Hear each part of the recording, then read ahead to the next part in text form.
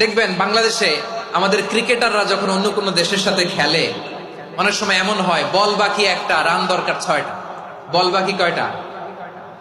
পটুয়াখালী বুঝে নাই বোধহয়। বল বাকি কয়টা? রান দরকার। আপনি দেখবেন ক্যামেরাম্যান তখন গ্যালারিতে খালি দেখায় দর্শকদের যে কি অস্থিরতা। হিপ হপ স্টাইলের মেয়েটা, যে মেয়েটার ওড়না এতক্ষণ ছিল গলায়, এতক্ষণ কই ছিল, ওই মেয়েটা দেখবেন ওড়নাটা টেনে মাথায় দিয়ে এরকম মুনাজাত ধরতেছে, আল্লাহ আল্লাহ একটা ছক্কা, আল্লাহ আল্লাহ আমার লাল সবুজের পতাকারে তুমি অপমানিত কইরো না আল্লাহ, ইন্ডিয়ার সাথে আমাদের খেলা, আল্লাহ আল্লাহ একটা ছক্কা, একটা একটা। পুরো পুরো খেলা জুড়ে এই মেয়ের ওড়না ছিল গলায়, কিন্তু যখন এক বলে 6 রান দরকার, ওড়না চলে আসছে কোথায়? মাথায়। আবার মুনাজাত আছে না নাই?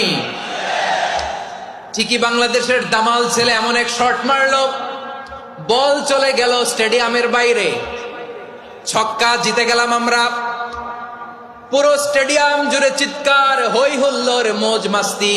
যেই মেয়েটা মাথার মধ্যে ওড়না দিয়ে এতক্ষণ সুবহানাল্লাহ সুবহানাল্লাহ বলে আল্লাহর কাছে দোয়া করেছে, ওই মেয়ে এখন আবার ওড়না ফেলে দিয়ে নাচা শুরু করে দিয়েছে।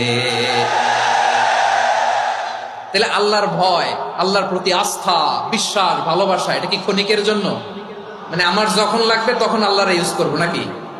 হ্যাঁ, বিপদে আপদে, সুখের সময় দুঃখের সময়, সচ্ছল অসচ্ছল অবস্থায় বিশ্বাসীরা ভরসা রাখে একজনের উপর। চিৎকার করে বলো পটুয়াখালী তিনি কে?